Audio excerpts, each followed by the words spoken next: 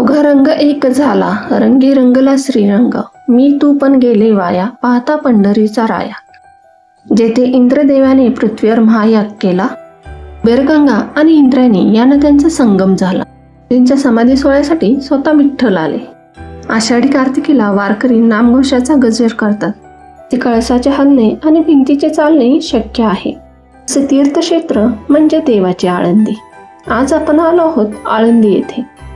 आपला प्रवास चालू होतो पुण्यापासून.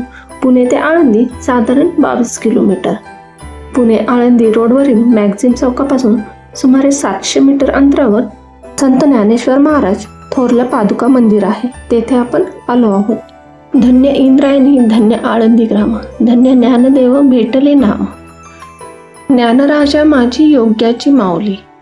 मंदिराच्या परिसरात आल्या आल्या आपल्याला समोर ज्ञानदेव महाराज आणि संत नामदेव महाराज यांच्या भेटीचे भव्य शिल्प उभारलेले आपल्याला पाहायला मिळते.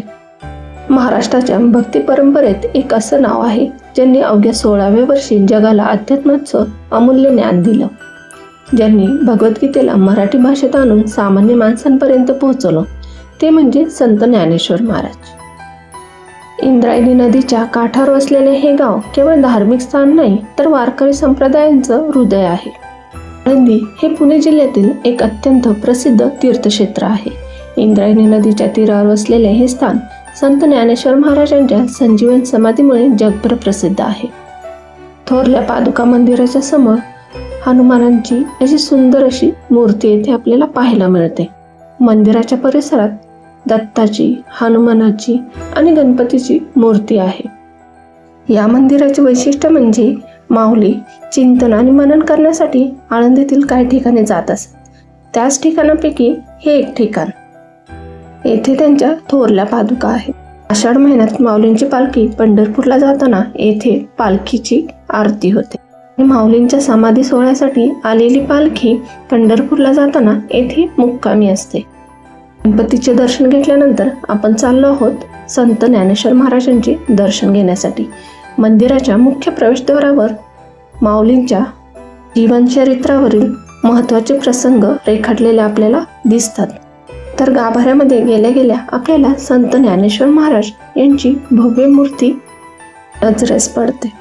गाभाऱ्यात गेल्या गेल्या आपल्याला शांत वातावरण पाहायला मिळते.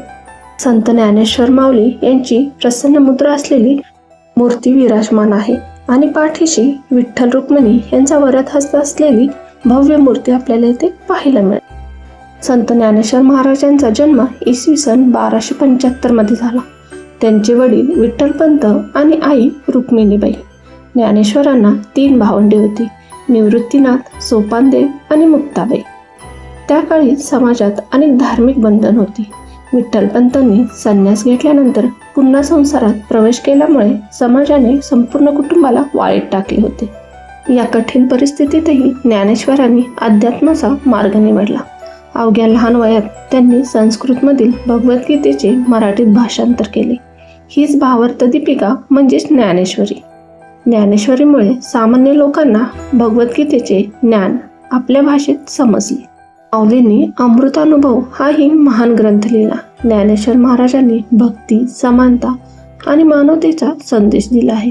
त्यांच्या जीवनातील अनेक चमत्कार आजही प्रसिद्ध आहेत. निवृत्तीनाथ हे माऊलींचे मोठे भाऊ. एक प्रसंगी ते ब्रह्मगिरी पर्वतावर हरवले असताना त्यांची भेट गहिनीनाथांशी झाली. गहिनीनाथांनी त्यांना ज्ञान संप्रदायाची दीक्षा दिली. निवृत्तीनाथ हेच पुढे ज्ञानेश्वर महाराजांचे गुरु झाले. ज्ञानेश्वर महाराज आपल्या प्रत्येक ग्रंथाच्या सुरुवातीला गुरु निवृत्तीनाथांना वंदन करतात. त्यांनी आपल्या धाकट्या भावंडांना अध्यात्म, योग आणि भक्तीचा मार्ग दाखवला. संत निवृत्तीनाथ यांनी इसवी सन 1297च्या सुमारास त्र्यंबकेश्वरजवळ संजीवनी समाधी घेतली. सोपानदेव हे ज्ञानेश्वर महाराजांचे धाकटे बंधू. ते अत्यंत शांत, विनम्र आणि भक्तिमय स्वभावाचे होते. त्यांनी अनेक अभंग रचले. माऊलींची सर्वात लहान आणि लाडकी बहीण म्हणजे मुक्ताबाई. मुक्ताबाई ज्ञानेश्वर महाराजांना म्हणतात, योगी पावन मनाचा साही अपराध जाणावा, विश्वरागे झाले वही, संत सुखे व्हावे पाणी.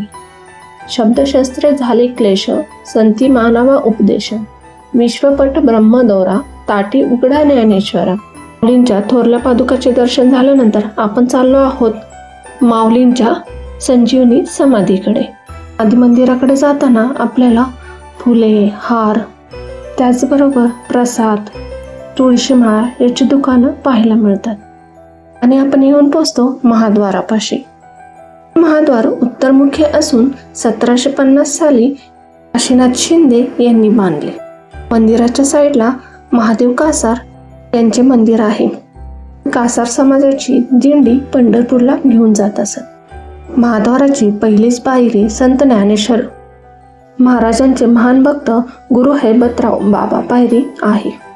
तळ आणि चांदीच्या आवरणामुळे ही पायरी चटकन लक्षात येते. आपण पहिला आलेल्या श्री गुरु हैबतराव बाबा पायरीचे दर्शन घेऊन आतमध्ये जातो. धन्य झालो आता पाहता अलंकापुरी, हीच आपली अवस्था होते मंदिरात प्रवेश केल्यानंतर. सकाळी लवकर गेल्यामुळे माऊलींच्या समाधीचे दर्शन आमचे लगेच झाले. मंदिरातील व्हिडिओ घेण्यासाठी आता बंदी केली आहे, त्यामुळे मंदिरातला व्हिडिओ घेतलेला नाही. माऊलींच्या समाधीचे दर्शन घेताच मनाला एक विलक्षण शांतता लाभ. ज्ञानी याचा राजा गुरु महाराव, म्हणती ज्ञानदेव तुम्हा ऐसे. मंदिराच्या परिसरामध्ये अजन वृक्ष आहे. ज्ञानेश्वर महाराजांनी या वृक्षाजवळ ध्यान आणि साधना केली होती. त्याचबरोबर मंदिराच्या परिसरात सुवर्ण पिंपळ आहे, मुक्ताबाई मंदिर आहे, सिद्धेश्वर मंदिर आहे. आता आपण चाललो आहोत इंद्रायणी घाटाकडे.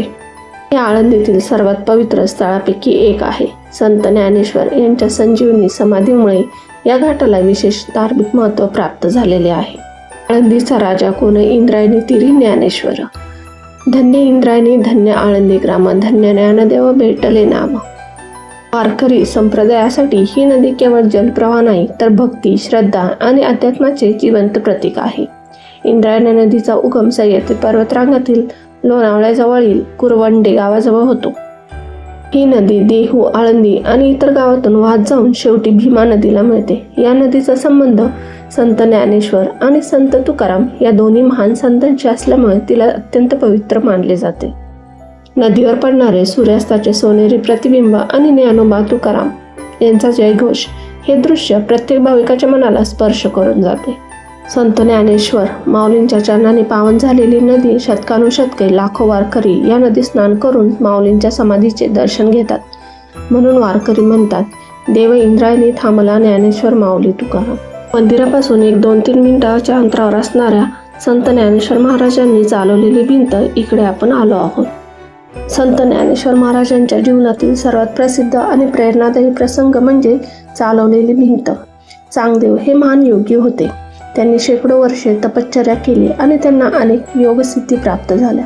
त्या सिद्धीचा त्यांना अभिमानही होता. ज्ञानेश्वर महाराजांची कीर्ती ऐकून त्यांनी त्यांची परीक्षा घेण्याचे ठरवले. चांगदेव बाबा हे वाघावर स्वार होऊन आणि हातात जिवंत सर्पाचा चाबूक घेऊन ज्ञानेश्वर महाराजांना भेटण्यासाठी आले.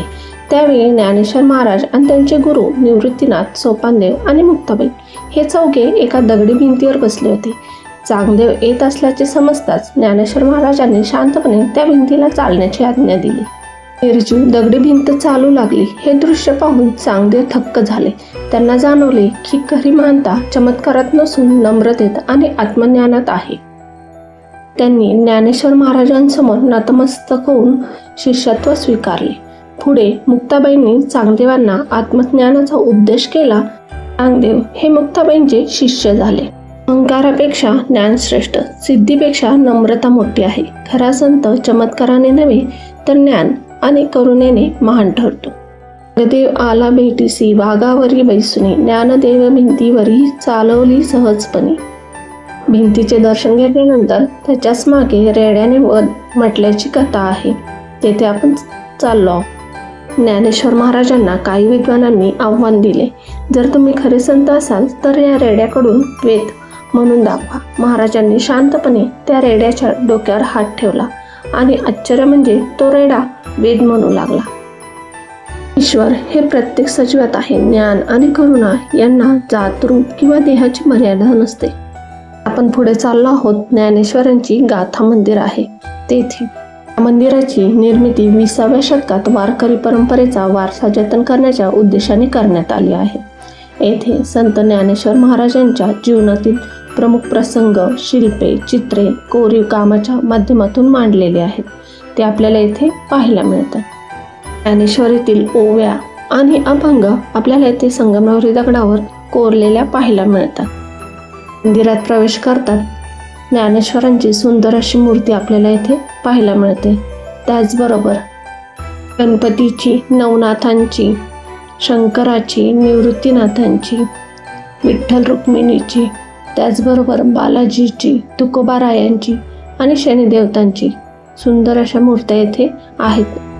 येथे आल्यावर असं वाटतं 33 कोटी देवांचे दर्शन एकाच ठिकाणी आपल्याला येथे झाले आहे. ज्ञानेश्वर गाथा मंदिर हे केवळ मंदिर नसून संत ज्ञानेश्वर महाराजांच्या जीवनकार्याची जिवंत गाथा आहे. येथील भिंतीवर आणि शिल्पांमध्ये माऊलींच्या जीवनातील अनेक महत्त्वाचे प्रसंग येथे रेखाटले आहेत. ज्ञानेश्वरांची निर्मिती, चांगदेव प्रसंग, रेड्याने म्हटलेले वेद, कथा आणि संजीवनी समाधी हे सर्व प्रसंग आपल्याला येथे पाहायला मिळतात. त्यामुळे आळंदीला आल्यावर मुख्य समाधी मंदिराबरोबरच गाथा मंदिरालाही नक्की भेट द्या. आळंदी हे केवळ एक तीर्थक्षेत्र नाही, तर भक्ती, ज्ञान आणि समतेची अखंड ज्योत आहे. संत ज्ञानेश्वर माऊलींचा संदेश आजही प्रत्येक वारकऱ्यांच्या हृदयात जिवंत आहे. आता विश्वात्मके देवे येणे वाग्यज्ञे तोषावे, तोषोनी मज द्यावे पसाय दान हे. ज्ञानोबा माऊली तुकाराम. अशी आहे देवाची आळंदी आणि संत ज्ञानेश्वर माऊलींच्या संजीवन समाधीची प्रेरणादायी गाथा. व्हिडिओ आवडला असेल तर लाईक, शेअर आणि सबस्क्राईब करायला विसरू नका.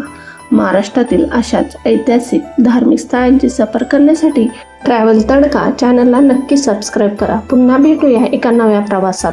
देवाची या द्वारी उभाषण बरी तेने मुक्तीचारी साधी येल्या. हरिमुखे म्हणा पुण्याची गणना कोण करी.